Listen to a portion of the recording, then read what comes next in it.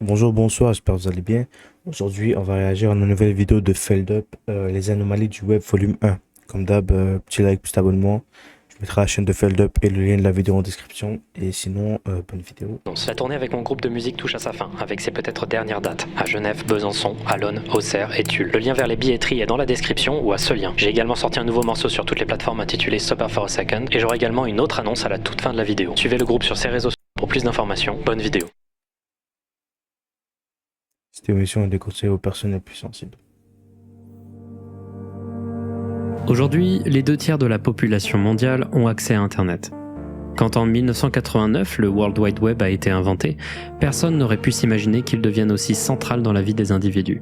Que ce soit à travers d'applications, de services, de jeux en ligne, de sites internet ou de réseaux sociaux, tout le monde va sur Internet. Lieu globalisé, aux règles floues et à la législation difficile. Sur cette chaîne YouTube, j'aime vous documenter les parts les plus étranges, les plus niches et les plus flippantes du web. Parfois, certaines anecdotes, certains sujets ne rentrent pas dans les cases de mon format. Parfois, ils sont trop étranges, trop connus ou justement trop méconnus, et ils passent souvent dans une note de mon téléphone que j'ai appelée « Anomalie du web », regroupant des dizaines de bizarreries dont j'aimerais tellement vous parler, ce qui était impossible jusqu'à maintenant.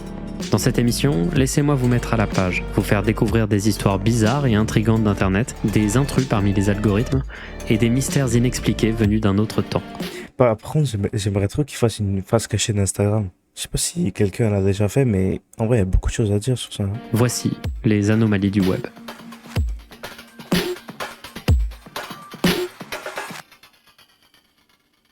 Bonjour à tous et bienvenue dans ce nouveau mini-format au sein des Findings que j'ai appelé les anomalies du web. Vous avez pu voir au fur et à mesure du temps plusieurs mini-séries apparaître sur ma chaîne YouTube, que ce soit la face cachée de YouTube, la face cachée de Reddit, la face cachée des jeux vidéo, et à chaque fois le concept était le même, prendre une sélection de petits sujets qui ne pouvaient pas passer dans une plus grande vidéo. Mais au fur et à mesure du temps, j'ai de plus en plus envie de sortir de ces cases. Reddit, YouTube, les jeux vidéo, c'est des cases qui sont assez arbitraires. J'ai envie de vous faire une émission où je peux vous raconter absolument tout ce que je trouve sur Internet. Des trucs qui sont plus courts mais aussi beaucoup plus bizarres, des trucs ultra niches. J'ai envie de vous raconter des tonnes d'histoires très bizarres que j'ai accumulées au cours des années. Et vous allez voir, ça peut être vraiment n'importe quoi, ces histoires. Ça peut être tout et n'importe quoi. Des trucs qui peuvent s'expliquer en 5 minutes comme des trucs qui pourraient être élaborés pendant plus de 30 minutes. Ici, ça va être aléatoire. Et pour vous donner un peu une meilleure idée de ce à quoi ça va ressembler, les 3 prochains épisodes de Findings seront des éditions de ce nouveau format, les anomalies du web. Le prochain épisode devrait sortir normalement dans 2 semaines et le 3e sortira quelques temps un peu après. De base, je voulais les sortir les 3 à la suite, mais ces épisodes m'ont demandé un peu plus de travail que prévu. J'espère que ce nouveau format vous plaira. C'est un peu stressant de faire un truc comme ça. Et j'espère également que vous trouverez quelque chose d'intéressant dans cette sélection de 4 sujets particulièrement bizarres.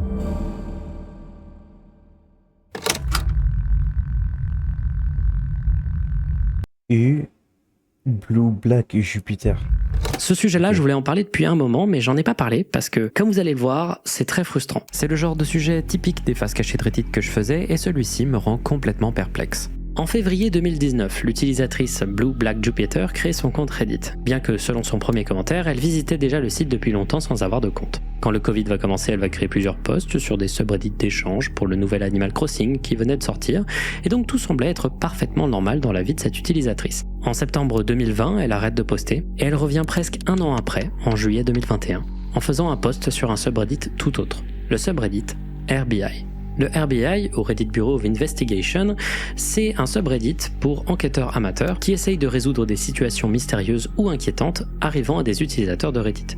Souvent, ça implique des enquêtes pour retrouver des gens disparus, expliquer d'étranges mails ou messages textes et d'étranges situations inexpliquées qui pourraient ne pas être considérées assez sérieuses ou crédibles aux yeux de la police. Et le post de cette utilisatrice s'intitule « Mon voisin du dessus me stalk. Preuve en vidéo ». Elle commence son post en expliquant qu'en septembre 2020, elle a déménagé dans un nouvel appartement. Quelque temps après, son psychologue va remarquer un changement dans son comportement. Elle avait l'air mal à l'aise et tendue. Blue Black Jupiter va se rendre compte qu'en effet, elle était beaucoup plus mal ces derniers temps, mais elle était incapable d'expliquer pourquoi. Donc elle va observer un peu son quotidien et identifier ce qui l'empêchait de se détendre. Et là, elle va remarquer un truc incompréhensible qui se passait dans son propre appartement. À chaque fois qu'elle se déplaçait dans son appartement, à chaque fois qu'elle changeait de pièce, elle pouvait entendre les pas de sa voisine du dessus, suivre sa position, pour se retrouver à l'endroit exact où elle se situait avec juste un étage de différence. Pire encore, parfois, au lieu de simplement marcher, Elle montrait sa présence en marchant d'un pas lourd et bruyant, comme pour lui signifier qu'elle la suivait. Elle va d'abord penser à une coïncidence et donc elle va commencer à prendre des notes au cours du temps. D'abord, elle va réaliser à quel point c'était systématique. Pendant les premiers mois, elle le faisait absolument à chaque fois que je me levais pour faire quelque chose, même durant les moments les plus intimes, comme lors de mes douches ou quand j'utilisais les toilettes. Elle nous donne dans son post également quelques informations intéressantes sur sa voisine. D'abord, elle ne l'aurait jamais vue une seule fois quitter son appartement et elle ne l'aurait jamais vue avoir la moindre invitée avant le mois de mai 2021. La seule fois où elle aurait eu des visites, c'était de la part de locataires de l'étage de Blue Black Jupiter et ceux-ci ont déménagé un peu plus d'un mois après. Elle précise également qu'elle n'entend pas son voisin du dessous et qu'elle entendait à peine les voisins qui habitaient juste à côté de chez elle avant qu'ils déménagent. Et pourtant, elle entend distinctement les piétinements, l'alarme incendie et la douche de sa voisine. Maintenant, allons un peu plus loin dans le mystère. L'utilisatrice a contacté son proprio en octobre 2020 pour se plaindre, tout en restant vague pour ne pas paraître dingue. Celui-ci lui a répondu que personne n'a jamais réussi à entrer dans le logement de sa voisine. Ainsi, à l'époque, elle a appris que 2 personnes y vivaient et qu'une des 2 personnes était au chômage. Mais ce colocataire aurait déménagé quelque temps après, laissant la voisine seule. Il est mort, c'est sûr. Le proprio aurait fini par répondre à Blue Black Jupiter qu'il allait régler le problème en personne avec la voisine, ce qui est étrange étant donné que c'était le Covid et le confinement. Après ça, quelques temps vont passer sans la moindre réponse avant que son propriétaire n'embauche une agence immobilière, rendant toute communication directe impossible. Elle va continuer en disant qu'énormément de gens déménageaient régulièrement de l'étage de sa voisine, sans raison, et qu'un jour elle a retrouvé en face de sa porte une bouteille de Javel, avec photo à l'appui. Ceci a des connotations racistes et les attaques à l'acide et à la Javel ne sont pas rares en Europe. Je pense que c'est probablement elle qui a fait ça. Pire encore, l'utilisatrice va se rendre compte assez vite que parfois, sa voisine réagissait à des mouvements ou des choses qui étaient impossibles à voir autrement qu'en étant dans la pièce avec elle. Elle suspecte donc la présence de caméras cachées partout dans son appartement, augmentant donc son état de stress significativement. Alors je sais que ce détail va peut-être vous faire tiquer. Ça ressemble quand même pas mal au profil d'une personne psychotique qui a des délires paranoïaques. La psychose peut en effet amener une personne à se sentir observée et une manière de le rationaliser peut être la croyance infondée que des caméras filment l'individu. C'est un scénario qui revient assez souvent, c'est normal que l'hypothèse vienne. Ça veut pas dire que toute personne se sentant observée expérimente de la psychose et ça ne veut surtout pas dire qu'il faut prendre ce genre de témoignage autrement qu'avec sérieux et respect. Ici, comme c'est demandé par la personne qui a créé le post, on essaye d'expliquer un phénomène, donc c'est normal que l'hypothèse d'une perception altérée de la réalité soit envisagée, surtout que les caméras de surveillance cachées sont un motif récurrent des idées délirantes. Sauf que cette fois-ci, pas vraiment. Pour 2 raisons. D'abord, ça a été son premier réflexe à elle. Elle en a parlé à son thérapeute, qui lui a fait faire un test pour toute forme de psychose ou de schizophrénie, et tout est revenu négatif. Elle proposait même, à l'époque, de partager les documents de son évaluation psychiatrique au modérateur du subreddit. Et ensuite, la deuxième raison, c'est qu'on a des preuves vidéo. Plus de 10 minutes de preuves. Et c'est assez terrifiant. On voit Blue Black Jupiter changer de pièce, suivi instantanément par les pas de sa voisine.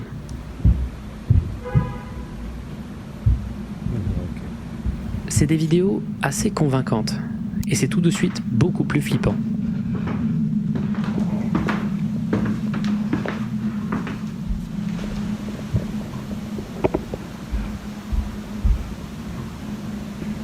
On entend cette voisine réagir à des bruits qu'elle n'est pas censée entendre. Comment c'est possible? Je comprends pas.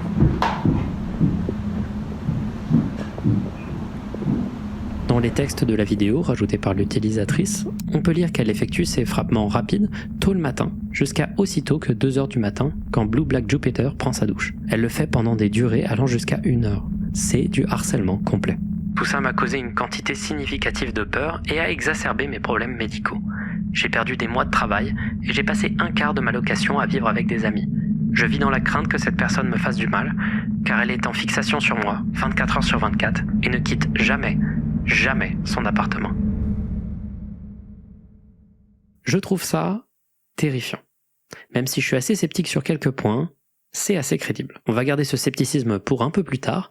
D'abord, qu'est-ce qui s'est passé après ?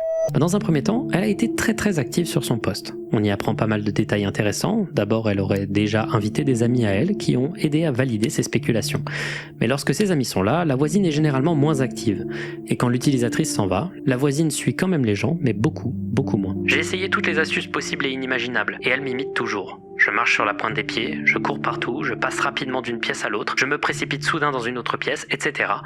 elle réussit toujours à me suivre. Des gens lui ont donné des conseils quant à son installation Wi-Fi ou sur comment trouver des caméras cachées dans son appartement, et elle a été rassurée de voir qu'après un démontage de ses lumières, de son plafond, de ses ventilations, de ses murs, des crevasses dans ses murs, dans ses installations électriques, dans ses alarmes incendie et des analyses malware de son ordinateur et de son téléphone, qu'aucune caméra n'était trouvable dans son appartement. On apprend aussi qu'elle a essayé de traîner sa voisine en justice, des plaintes qui n'ont mené à rien, tout simplement parce qu'elle n'arrivait pas à trouver de justification, de motif derrière ses agissements. Mais la chose la plus bizarre dans tout ça, c'est que le premier post qu'elle a réalisé sur le sujet date du 8 juillet 2021. 2 jours après, elle postait le dernier commentaire de l'histoire de son compte.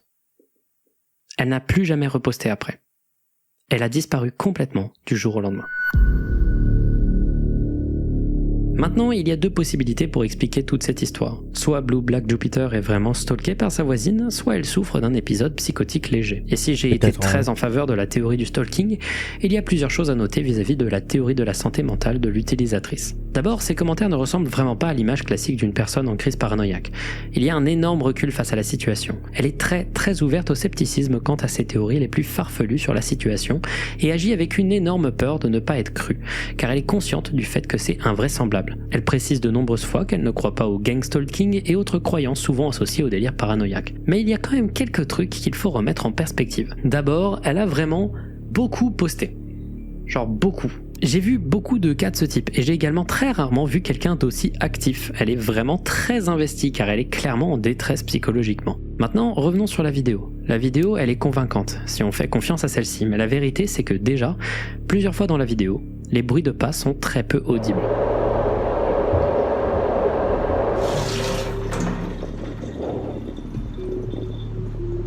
Non, ça va, je vais pas vous jouer toute la vidéo, mais il y a quand même beaucoup de moments où elle nous dit qu'il y a du bruit alors qu'il n'est absolument pas audible, même avec des analyses du spectrogramme du son. Blue Black Jupiter est également, certes, très ouverte au scepticisme, mais elle répond majoritairement aux commentaires qui sont d'accord avec elle. Il y a beaucoup de gens qui émettent beaucoup de points intéressants qu'elle semble complètement ignorer. Et plus important encore, une partie que je vous avais omise de son discours, c'est qu'elle pense, dû au comportement des autres personnes habitant dans son complexe d'appartements, que, je cite, quelqu'un sait quelque chose. Elle semble soupçonner une théorie du complot, ce qui semble être, avec la théorie des caméras de surveillance, une théorie quand même très extrême. Concrètement, il y a quand même beaucoup de trucs qui ressemblent à de la psychose dans cette histoire. Ce qui me laisse à penser que la vérité est peut-être un mélange des 2 hypothèses, quoi.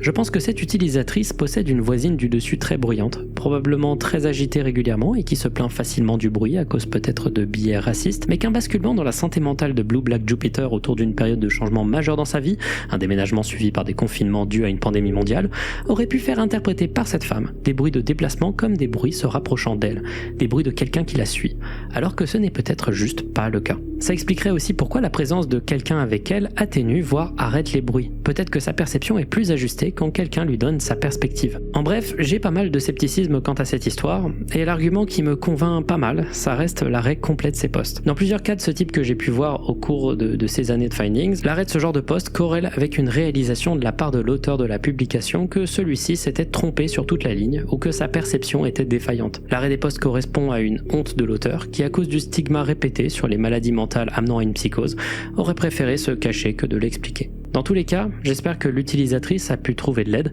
car peu importe la manière dont on interprète sa situation, celle-ci est en danger. Ah ouais, je pensais pas qu'elle aurait des réponses. Est-ce que vous avez déjà entendu parler de l'incident de volleyball de 2006 ? Non ? Selon cette théorie du complot, c'est normal. Sur internet, il existe une rumeur selon laquelle en 2006, il y aurait eu un attentat lors d'une partie de volleyball dans une école aux USA. Le sujet aurait été traité plusieurs fois dans les médias quand ça s'est passé, mais pour une raison étrange, il est impossible de trouver des informations liées à ce sujet datant de l'époque, sur internet, comme si tout avait été supprimé par des gouvernements pour étouffer l'affaire. La rumeur... En plus, c'est aux États-Unis, frère. Toujours. Sur internet, comme si tout avait été supprimé par des gouvernements pour étouffer l'affaire. La rumeur est très niche, et peu de gens expliquent réellement ce qui s'est passé durant cet événement, le décrivant juste comme un incident d'une cruauté et d'une violence inouïe qui aurait emporté plusieurs victimes innocentes. Personne ne semble savoir également pourquoi celui-ci aurait été réduit au silence. Certains pensent que ce serait lié à l'identité d'une des victimes, ou justement du coupable. Certains pensent que c'est pour des raisons politiques, et d'autres pensent que c'est quelque chose de beaucoup plus obscur, quelque chose de beaucoup plus inexplicable, qui pourrait remettre en question beaucoup de choses sur le monde dans lequel on vit. On trouve de nombreuses personnes parler de cette théorie du complot étrange depuis environ 8 ans sur internet, et vous trouverez toujours des tonnes d'internautes vous assurant que c'est une vraie histoire, qu'ils s'en souviennent, que c'est arrivé. Et pourtant, aucune archive n'existe. Ouais, c'est typiquement ce genre de sujet qui va être traité dans ce type de vidéo, hein. C'est des trucs qui méritent pas une vidéo entière, mais qui méritent vraiment votre attention tellement c'est chelou, quoi. Alors, quelle est l'origine de cette rumeur bizarre ? Alors tout commence en 2017 avec un thread 4chan anonyme sur le board Poll, ou le board politiquement incorrect, dédié aux discussions les plus d'extrême droite du site. Ce thread présentait un mème avec ce format connu, utilisé ici de la même manière que les mèmes iceberg, qui apparaîtront massivement un peu plus tard. Cette sorte de proto-iceberg avait pour thème les théories du complot, et plus elles sont basses dans le classement, moins elles sont connues, ou plus elles sont cheloues. Dans le dernier tiers, le plus profond, on trouve des trucs comme Cicada 3301, l'effet Mandela ou le basilic de Rocco, des trucs un peu niches mais quand même connus. Mais on trouve surtout un truc très très étrange, l'origine de notre mystère, 2006 Volleyball Incident, l'incident de volleyball de 2006.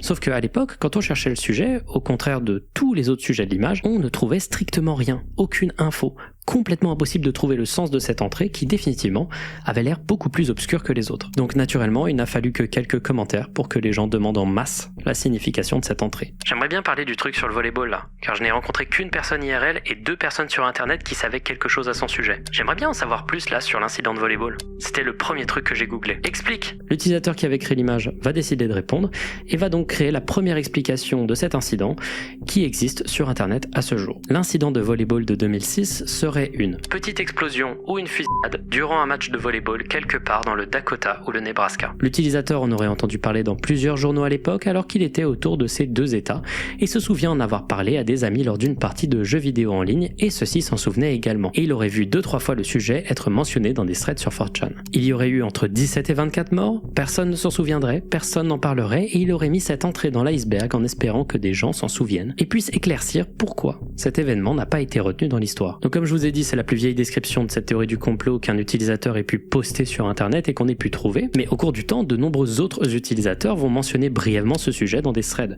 avec une histoire similaire à chaque fois d'une catastrophe qui aurait été étouffée par le gouvernement pour des raisons obscures. Lentement, la rumeur va se déformer et un élément va beaucoup être pris en compte. Mais pourquoi c'est quand le mec il a mis le genre de mème, ça a commencé à... sujet dans des threads, avec une histoire similaire à chaque fois d'une catastrophe qui aurait été étouffée par le gouvernement pour des raisons obscures. Lentement, la rumeur va se déformer et un élément va beaucoup être pris en compte, le fait que la mémoire collective du lieu de l'incident soit étalée sur plusieurs endroits, plusieurs États en Amérique. Certains vont aller très loin en expliquant que cet événement transcenderait l'espace et le temps et que ce serait la raison même de sa censure. Mais ça, c'est vraiment les gens qui vont très très loin. Les détails sur les événements vont changer au cours du temps, les gens vont commencer à changer un peu la localisation, parfois ça va être l'Utah, parfois ça va être l'Oregon, le nombre de morts va varier, augmenter, diminuer. C'était la véritable naissance d'un mythe. Sauf que tout va changer le 14 juin 2024, quand Mudahar de la chaîne Some Ordinary Gamers va poster une vidéo d'exploration du dark web. C'est un truc qu'il fait souvent sur sa chaîne, il va sur le darknet, il va sur des sites, etc. et il montre un peu les bizarreries glauques qu'il y trouve. Sauf que cette fois-ci, il était en train d'explorer des threads de l'image board similaire à 4chan appelé TrashChan, situé sur le darknet, et il est tombé sur un fil de discussion dédié aux théories du complot. Dans les commentaires du thread, le sujet du 2006 Volleyball Incident est vite abordé, et un utilisateur répond en montrant plusieurs photos qui seraient issues d'un enregistrement amateur confidentiel de l'incident par une des victimes, ou un des perpétrateurs. Dans la vidéo de Mudahar, quand il tombe sur ces images, sa réaction est sans appel. Oh my god. It's like an actual straight up bloody massacre. It's like VHS recorded. This has to be from like a movie. There's no way. This has to be from like some movie. That is so messed up. That is actually the most chilling thing I've seen. On voit à sa réaction que les images seraient sordides, et une d'entre elles arbore même un énigmatique message, interdit de publication, signé par une organisation mystérieuse nommée CBI. À ce moment-là, le mystère a été relancé. Et c'est aussi là que je vais vous le démystifier. Vous vous en doutez, mais je ne pense pas que ce soit vraiment un truc qui s'est passé. D'abord, parlons des images. car elles sont souvent très diffusées pour illustrer cet incident. La principale image qui est diffusée, c'est celle-ci, cette image d'une cour de volley-ball dans une école américaine avec un filtre VHS marquant la date du 27 septembre 2006. En plus de cette image, on en trouve 5 autres, et celles-ci sont un peu plus explicites. Mais je vais arrêter très vite la spéculation et vous dire que celles-ci sont des Photoshop assez grossiers. Et ces deux images où on ne voit pas nécessairement de sang et que je me permets de vous montrer sont assez clairement basées sur des générations d'IA sur lesquelles on a appliqué des effets. On peut le voir notamment à la présence de lignes sur le sol qui ne correspondraient absolument à rien en termes de démarcation de terrain pour les règles du volleyball. On peut également voir que l'image avec le texte CBI Not for Release fait très fausse et ne correspond pas au style ni au format des 4 autres images. Et il y a également la présence de lignes de terrain blanches sur 2 images et de lignes de terrain noir sur d'autres. Bref, il n'y a pas de corrélation entre les deux et ça m'a l'air clairement d'être un filtre VHS assez facile à faire avec des logiciels. Bref, c'est trop incohérent. Après, moi, je me disais que ça allait être faux, hein. C'est pas c'est comme un truc que tout le monde a vécu. J'ai oublié comment ça s'appelle. Un truc que tout le monde s'est imaginé, un genre de rêve. Un filtre VHS assez facile à faire avec des logiciels. Bref, c'est trop incohérent. Ces images ont l'air clairement fausses. La seule qui fait un peu vrai, c'est celle-ci. La première, et c'est aussi celle qui ne contient pas la moindre trace de contenu obscène. Mais figurez-vous que cette photo également est débunkable. De 2 manières. D'abord, la compliquer. Des utilisateurs sur Reddit ont assez vite trouvé que cette photo était très probablement un edit avec un filtre VHS d'une photo prise dans la salle de sport du lycée Utica High School dans le Michigan. Vous pouvez voir que beaucoup d'éléments correspondent entre les deux.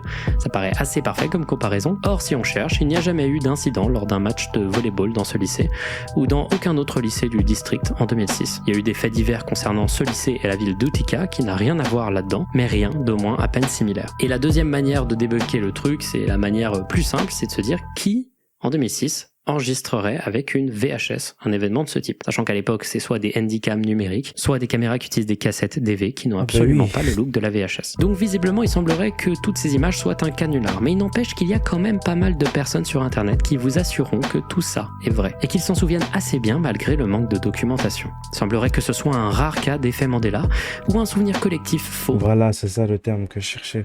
De documentation. Il semblerait que ce soit un rare cas d'effet Mandela où un souvenir collectif faux apparaît spontanément chez plusieurs personnes qui n'ont jamais été mis en contact, comme l'exemple très connu de la mascotte de Monopoly qui ne possède pas de monocle, au contraire du souvenir de la plupart des gens. Il y a également la possibilité que le gars qui a créé la première image à l'origine du truc ait eu l'idée de faire ça, de créer un mythe de cette manière, ce qui était plutôt malin étant donné que ça a plutôt bien marché. Donc plusieurs centaines de personnes en Amérique ont emmêlé plusieurs faits divers de fusillade dans un lycée pour former ce mythe étrange. Et il reste juste plus qu'à trouver quels vrais événements tragiques ont pu être déformés dans ce souvenir partagé, bizarre et spontané.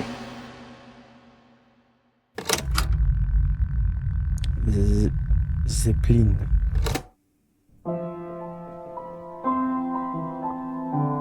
Je sais pas si je parle assez fort. La vidéo que vous êtes en train de regarder est une vidéo qui a été postée le 24 avril 2024. Elle montre juste une jeune femme jouer du piano en portant un masque. Le tout filmé par une caméra d'assez mauvaise qualité. La raison pour laquelle je vous en parle ici, c'est que cette vidéo ne possède pas de titre, et pourtant, elle compte 4 millions de vues.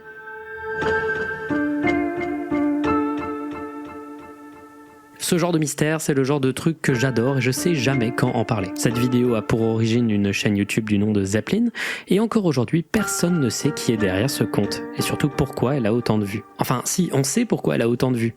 Elle s'est retrouvée dans les recommandés de plusieurs millions de personnes sans aucune raison. Et ça a également été le cas pour moi à l'époque. J'avais cliqué sur la vidéo en pensant qu'il s'agissait d'une classique vidéo horreur datant des années 2000. L'esthétique, le grain de la vidéo et le côté très homemade m'avaient fait beaucoup penser à des trucs comme I Feel Fantastic ou Blank Room Soup, mais j'ai été surpris de voir que c'était une vidéo récente. Ce genre de vidéo ne devrait pas amasser autant de vues. Mais figurez-vous que c'est pas tout, parce que plus on creuse, plus on fait des analyses sur la vidéo, plus on se rend compte qu'il y a beaucoup de choses qui sont bizarres. D'abord, la miniature de la vidéo ne correspond à aucun moment de la vidéo elle-même, elle est séparée du reste et elle permet de mieux discerner le masque utilisé, mais aussi la robe de la femme. Aussi, regardez ce truc avec écrit 1. Il est à l'envers. Donc l'image de la vidéo a été inversée en miroir. Également, la musique jouée au piano n'a jamais été retrouvée et semble être clairement plutôt une improvisation. Et enfin, si on regarde la localisation géographique de la vidéo, elle viendrait de Hell ou Enfer en français. À l'époque, Vous pensez que c'est un genre de truc d'ARG bizarre là, où il faut trouver des trucs sur la vidéo? géographique de la vidéo, elle viendrait de Hell ou Enfer en français. À l'époque, quand la vidéo est sortie, il y a eu pas mal de spéculations quant à sa signification. Des théories qui parlaient de mort, des théories qui parlaient de religion, des théories qui parlaient d'identité de genre et notamment des spéculations sur le genre de la personne qui jouait du piano. Chaque élément a été scruté, analysé et considéré comme un symbole, mais au fur et à mesure que celle-ci gagnait en popularité, rien ne semblait aller vraiment quelque part. Et c'est à ce moment-là, au milieu de la confusion, que la chaîne Zeppelin a posté 2 vidéos qui, aujourd'hui, ont été mises en privé. La première s'appelait beardance.mp4, une vidéo d'une personne dansant très simplement avec en fond toujours ce même piano. D'ailleurs, vers la fin, le piano augmente en intensité.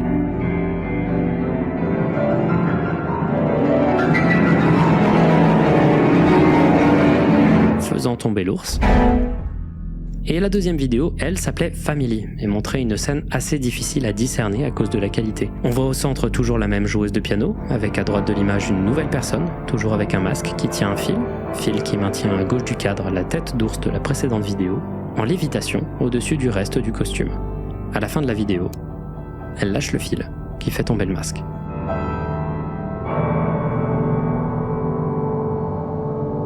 Ces vidéos ont été respectivement postées le 8 mai et le 18 juin 2024 et ont chacune duré que quelques jours avant d'être supprimées. Elles ont été également localisées respectivement au paradis, ou heaven, et ensuite à la maison, ou home en anglais. Donc il s'agit de 3 vidéos, toutes situées dans des endroits abstraits, avec tout un poids symbolique, qui sont localisées dans un endroit imaginaire, commençant par un H. On a l'impression que ça pourrait avoir un sens, mais en vrai, personne n'arrivait à trouver. C'est ça que je trouve fascinant avec cette vidéo, c'est que c'est un ovni isolé, personne ne sait pourquoi elle a autant fonctionné d'un coup, et il n'y a aucune justification quant à son existence. Ce genre d'ovni isolé, ça donne envie d'une chose, savoir qui est à l'origine de tout ça. Il y a eu plusieurs théories sur ça. D'abord, il y a eu la rumeur lancée par la tiktokeuse allemande Dunkelkammer que derrière le masque, il y avait une artiste suisse-allemande, Elenka, une comédienne et musicienne à l'univers un peu barré qui semble avoir un physique similaire à celui de Zeppelin, a déjà fait des impros de piano sonnant similaires et qui a réalisé un clip pour son morceau Gesangslehrerin avec une perruque similaire et un élément pour cacher son visage. Comme si ce clip était un peu le prototype de ce qui allait arriver plus tard. Et aussi son nom commence par H. Voilà. Je sais pas si ça change grand chose avec le H, Heaven, Hell, tout ça. Et un élément pour cacher son visage. Comme si ce clip était un peu le prototype de ce qui allait arriver plus tard. La théorie, elle a pas mal plu, mais je pense qu'elle est fausse. Et pour deviner pourquoi, il faut creuser un peu plus. En effet, quand on retourne en arrière sur la chaîne de Zeppelin avec la Wayback Machine, on se rend compte que celle-ci avait pendant un bref instant posté une plus vieille vidéo intitulée 3 juin 2024. Cette vidéo n'a jamais été archivée car elle a été supprimée avant que quiconque puisse l'enregistrer ou même juste la décrire. On a juste cette miniature. Donc les internautes, quand ils ont vu ça, ils se sont demandé si la chaîne de Zeppelin avait déjà posté des vidéos pour les supprimer par la suite. En faisant des recherches plus intensives, ils se sont rendus compte que la chaîne, à un moment, ne s'appelait pas Zeppelin, mais bien No Fit Mailman, et qu'elle possédait une vidéo, également supprimée maintenant, qui consistait en une version allongée du morceau Running Into Your Mom at an AA Meeting du groupe Butch Baby. Les gens ont donc essayé de contacter le groupe pour essayer de voir s'ils étaient à l'origine du mystère, sans succès. Ensuite, ils ont contacté le groupe Rain on Fridays, qui a créé un morceau appelé No Fit Mailman, toujours et encore sans succès. Et là, il faut que je mette une pause. Parce que, actuellement, je vous ai donné l'intégralité des infos qui sont publiquement faciles à trouver. Mais ce qu'il faut comprendre de ces infos, c'est pas forcément des indices sur l'identité précise de Zeppelin. C'est plutôt une info globale. La chaîne de Zeppelin a longtemps été utilisée par sa créatrice comme un compte personnel. Vous comprendrez du coup pourquoi je ne veux pas aller plus loin tant que je n'aurai pas d'autorisation de la créatrice de cette chaîne qui semble vouloir être anonyme. Parce que moi de mon côté j'ai beaucoup creusé et j'ai pas mal de pistes, mais ce serait pas cool de les donner publiquement quoi. La seule chose que je peux dire, c'est une info qui détruit un peu le mythe de la vidéo et qui est disponible publiquement. La femme derrière la chaîne Zeppelin était, en 2021, une youtubeuse Gacha Life. Bon. Ça change un peu la perception qu'on en avait, bon voilà. Mais ça n'enlève en rien à l'ambiance assez incroyable et nostalgique des vidéos de la chaîne. Si vous voulez juste faire un truc horreur vraiment comme ça pour s'amuser. Hein. Bon, voilà. Mais ça n'enlève en rien à l'ambiance assez incroyable et nostalgique des vidéos de la chaîne. Et j'espère que Zeppelin continuera à poster des vidéos qu'elle supprimera de temps en temps. J'espère qu'elle reviendra quoi. Il reste quand même 2-3 trucs que je peux expliquer sur la vidéo. D'abord, pourquoi la vidéo possède un titre vide ? Eh bien tout simplement car le titre n'est pas totalement vide en réalité. Il possède juste un caractère Unicode qui est invisible. Ce caractère est appelé le Left to Right Override et comme son nom l'indique, il force l'orientation d'un titre de droite à gauche plutôt que de gauche à droite. C'est notamment avec ce code qu'on peut écrire un texte en arabe. Et ensuite, pourquoi la vidéo a-t-elle fini dans autant de recommandations? Eh bien d'abord, je me souviens que la raison pour laquelle j'ai cliqué personnellement, c'est à cause de l'esthétique bizarre de celle-ci. Et surtout le fait que la vidéo n'avait pas de titre. Ça a instantanément titillé ma curiosité et donc j'ai cliqué. Je pense ne pas avoir été le seul, ce qui a augmenté une des statistiques de la vidéo, le taux de clic par impression, ou le pourcentage de gens cliquant sur la vidéo quand elle apparaît dans leurs recommandés. C'est une statistique qui est parmi les plus importantes pour la recommandation d'une vidéo en masse. Mais on peut aussi avoir en face de nous un futur checkpoint YouTube. Les checkpoints YouTube, ce sont des vidéos recommandées très régulièrement sans raison et qui obtiennent une quantité anormale de vues. Comme par exemple cette vidéo japonaise d'un joueur de Mario Kart Wii sur Rainbow Road qui apparaît dans mes recommandés au moins une fois tous les ans, ce qui est une expérience partagée si on voit les commentaires de la vidéo. J'aime énormément ce genre de vidéos isolées sans la moindre histoire qui apparaissent et disparaissent sans aucune raison. C'est un des trucs que j'aime le plus de la période fin 2000, début 2010 sur YouTube. Genre par exemple cette vidéo.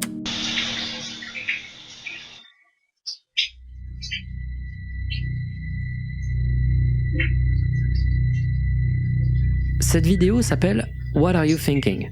Elle montre un homme dans une baignoire avec un masque sur la tête, dans une ambiance sonore ultra sobre et un peu angoissante. À la fin, le gars se met du liquide rouge sur la bouche et finit par montrer une pancarte à l'envers avec écrit What are you thinking? Soit à quoi penses-tu? Et c'est tout. Chose étrange, on sait que cette vidéo a été postée brièvement en 2018, avant d'être flaguée massivement et d'être retirée de force de l'algorithme, ce qui est étrange car rien d'excessivement choquant ou gore n'est montré dans la vidéo, et ça fait qu'aujourd'hui, cette vidéo, on ne sait rien de son origine. Pas même le nom de la chaîne qui l'a postée à la base. Et on ne sait pas non plus si la chaîne en question n'avait pas fait en réalité un repost venant d'une autre chaîne. On n'a aucune idée d'où vient cette vidéo. Ce genre de mystère, je trouve ça incroyable. Parce qu'elle a pas l'air d'être de 2018. Hein. Moi, je dirais peut-être 2012. Un truc comme ça, avec la genre de caméra. On n'a aucune idée d'où vient cette vidéo. Ce genre de mystère, je trouve ça incroyable. Et j'espère qu'un jour, on arrivera à trouver la solution de ce mystère, comme ce qu'Internet semble réussir à faire avec Zeppelin.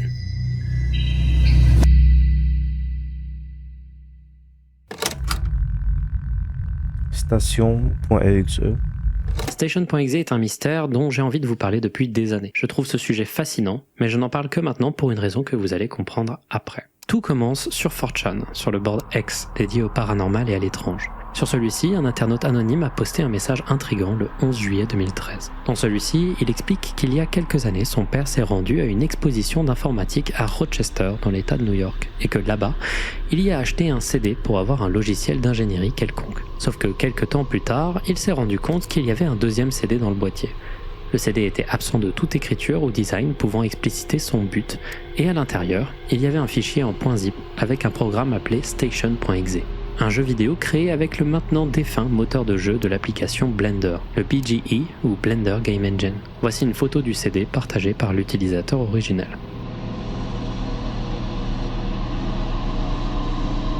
Il va d'abord proposer aux gens d'envoyer leur adresse email pour qu'ils puissent leur partager le jeu, et tout le monde va répondre que c'était une idée de merde et que c'est hyper dangereux, et il finira donc par créer un lien Mediafire contenant le fameux Station.exe. Celui-ci a été archivé depuis. C'est un vrai fichier qui existe et que vous pouvez télécharger si vous voulez. Donc essayons de lancer ce programme au plus vite.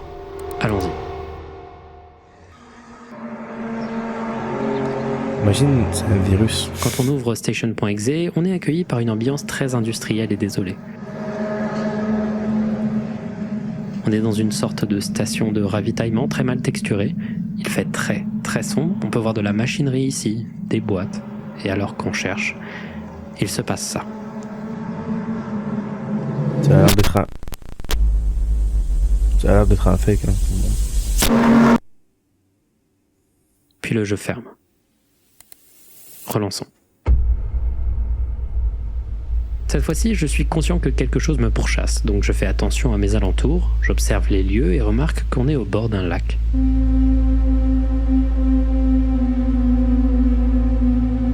J'entends à nouveau quelque chose s'approcher au loin, une sorte de boule blanche tombant du ciel qui me pourchasse. Je cours pour l'éviter et je me rends dans une partie sombre de la map, avec une route entourée d'arbres. La station de ravitaillement est donc au milieu de nulle part. Il y a plusieurs lunes qui nous pourchassent.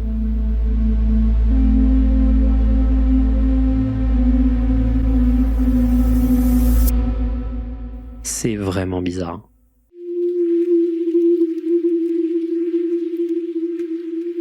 Il y a une atmosphère que je ne saurais décrire dans ce jeu, notamment dû au fait que celui-ci est extrêmement mal fait et qu'il utilise un des moteurs de jeu les plus obsolètes de l'histoire. Je le sais très bien, j'ai fait je ne sais pas combien de jeux avec Blender à l'époque pour la simple raison que c'était un des seuls moteurs de jeu 3D qui permettait aux gens qui ne savaient pas encore coder de s'y retrouver. Le style de rendu du Blender Game Engine est très reconnaissable, et ça crée un côté très distant au jeu. Comme si son aspect absolument amateur montrait que la personne qui l'a créé avait besoin de le créer, qu'il avait besoin de le faire pour transmettre un message, malgré le manque absolu de connaissances en programmation de celui-ci. Revenons sur 4chan. La première réaction au jeu, ça a bien évidemment été le scepticisme, mais surtout, tout le monde était d'accord pour dire que le jeu, bien qu'assez moyen, faisait pas mal flipper, et avait vraiment l'air très obscur. Putain, je l'ai lancé et juste après je l'ai fermé. Ce truc met vraiment mal à l'aise. Il y a des têtes qui volent, mais j'ai trop peur de retourner dans le jeu pour aller faire une capture d'écran. Tout le monde était persuadé qu'il y avait quelque chose de caché dans ce jeu. Et ça n'a pas mis beaucoup de temps pour que des gens trouvent ce détail, bien caché au bord des murs de la station dans le jeu. Des suites de chiffres. Et pas n'importe quelle suite de chiffres. Des coordonnées. Qui mènent à ce lieu. Ça commence le truc à inventer, hein. J'ai pas l'impression que c'est vrai. Cette maison au milieu de nulle part en Russie, près J'ai l'impression que c'est la personne qui a fait le thread qui a refait le jeu. à ce lieu.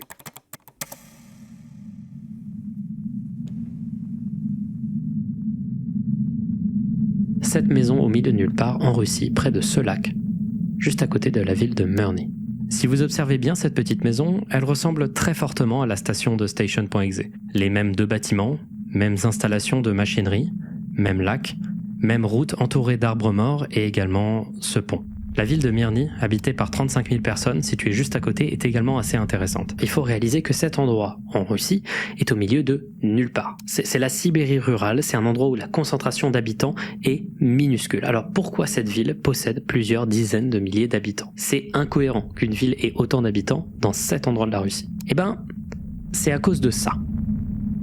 Ce trou.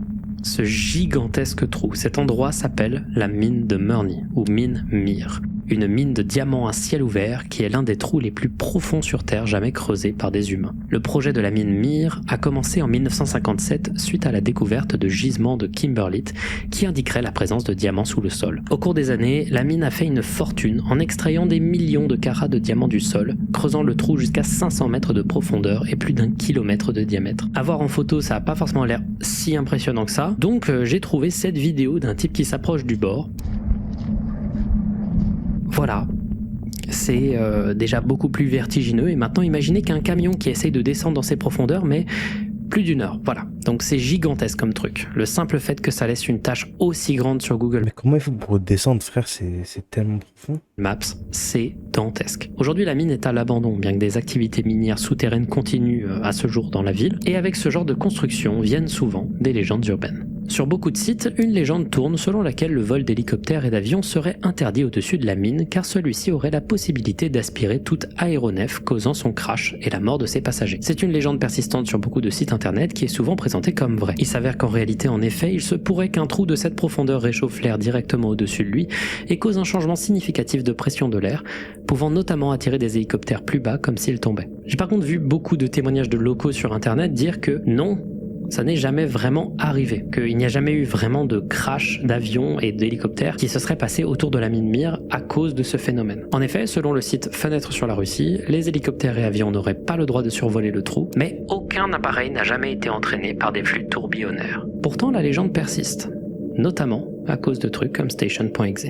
D'abord, si on va sur Google Maps, on remarque que les routes menant au lac où se situe la station isolée visible dans le jeu n'ont pas été parcourues par Street View. On ne peut donc pas savoir ce qu'il y a autour. Le plus proche qu'on puisse aller, c'est cette route, à l'ambiance sinistre et désolée. Si on lit un peu les panneaux, il semble indiquer qu'il y aurait une usine ou un bassin de décantation près d'ici. Je sais pas parler russe, si vous savez ce que ces panneaux signifient, dites-le dans les commentaires. Mais un truc est sûr, à ce jour, personne ne sait vraiment ce qu'il y a là-bas. Il semblerait qu'il y aurait un barrage, un lac, plusieurs installations, peut-être électriques, peut-être hydrauliques, et personne encore aujourd'hui ne sait ce qu'il y a dans cette petite maison. Personne ne sait vraiment non plus pourquoi le fichier Station.exe semble connaître l'intérieur du bâtiment. Personne ne sait. Et certains pensent que ces entités qui te pourchassent, provenant du ciel dans le jeu, seraient soit une explication sinistre, une illustration de pourquoi les hélicoptères et avions tomberaient du ciel près de la ville, ou alors ce serait la représentation métaphorique de ces supposés crashs qui auraient eu lieu, les fantômes d'aéronefs qui seraient tombés près d'ici, pourchassant les habitants de la ville. Au cours du temps, le mystère de Station.exe s'est épaissi, des gens ont fouillé les fichiers du jeu et ont trouvé plusieurs anomalies, des liens notamment vers un site intitulé Semper Protinam. C'était un site qui stockait plusieurs fichiers, dont Station.exe. Ça semble être une fausse piste, et plutôt un site internet créé par un utilisateur de 4chan fait pour archiver des fichiers niches qu'il ne voulait pas voir disparaître. Celui-ci a été protégé par un mot de passe quelque temps après sa découverte, et dans des archives du site, on voit qu'il décrit Station.exe comme un jeu en 3D assez pauvre, montrant la maison de son créateur en Russie. Un easter egg dans le jeu montre les vraies coordonnées de sa maison. Il y a également eu des trucs un peu fake qui ont tourné, comme la supposée présence de ce son dans les fichiers du jeu.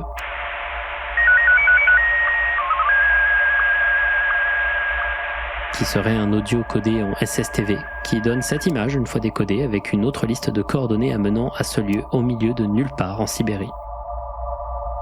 Personne d'autre ne semble avoir réussi à extraire ce fichier du jeu à part ce gars sur 4chan, donc il semblerait que ce soit une fausse piste. J'ai également décompilé le jeu, etc. pour un peu voir le projet Blender à l'origine du jeu, et je n'ai rien trouvé d'extravagant. Les seuls trucs que j'ai pu trouver, c'est l'origine des sons qu'on peut entendre dans le jeu, qui viennent tous de cette même vidéo de sons étranges enregistrés à Kiev.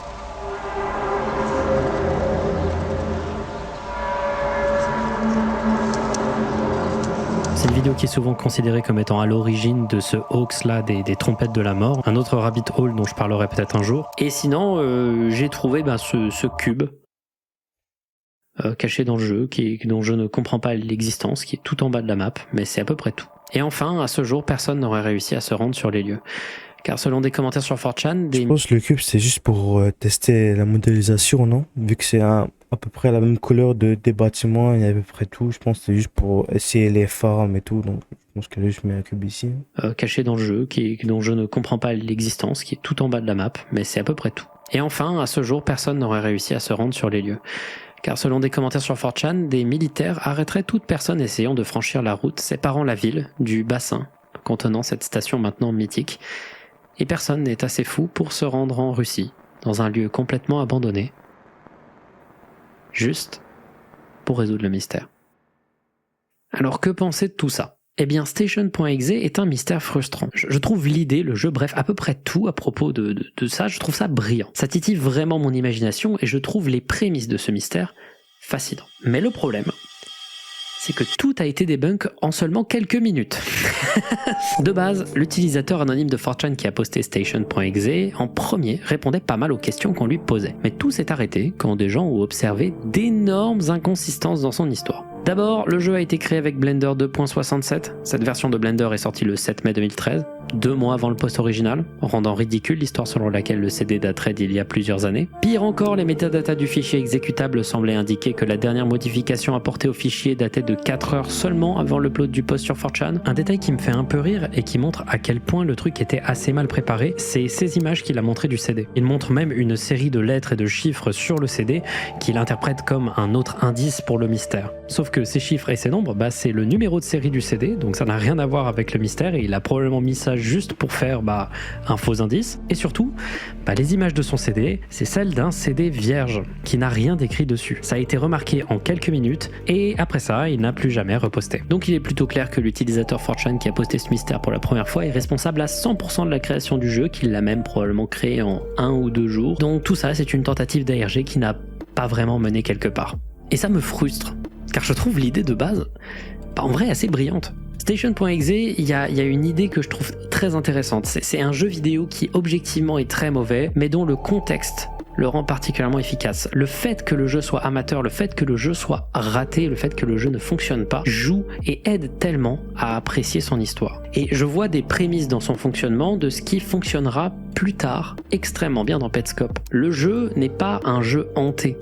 C'est pas un jeu qui fait peur parce qu'à l'intérieur il contiendrait un esprit, etc. C'est un trope d'ARG qui est souvent utilisé et qui me fait souffler très souvent. L'idée que Petscop a eu plus tard et qui va tout changer dans la manière de créer ce genre d'histoire, et que Station.exe a un peu eu 5 ou 6 ans en avance, c'est de créer un jeu avec un mystère qui réside entièrement dans ce que le jeu montre et de ce qu'il pourrait avoir comme corrélation avec la réalité. C'est un schéma d'histoire que je trouve particulièrement efficace et que je vous invite à utiliser si vous voulez réaliser un ARG. Juste, mettez un tout petit peu plus d'attention à votre projet que cet utilisateur.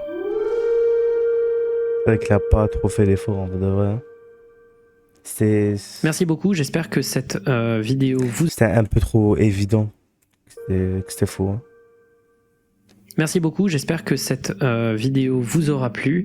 Je suis pas sûr de ce format, j'espère que ça vous plaira, j'espère que les prochains épisodes vous plairont. Je voulais avant de terminer la vidéo vous faire une petite annonce. J'ai créé une nouvelle chaîne YouTube dédiée entièrement à ma musique. Donc la plupart du temps quand je ferai des annonces liées à la musique, pas tout le temps, ce sera là-bas. J'y posterai également plusieurs clips vidéo de morceaux, notamment pour le prochain album. J'y posterai également des versions. Donc... c'était lourd la vidéo, voilà, on en veut plus. Bah, c'est des petites histoires comme ça, c'est parfait, c'est incroyable même. En tout cas, hâte de voir le volume 2. Je mettrai sa chaîne YouTube et le lien de la vidéo en description. Sinon, les frères, ciao.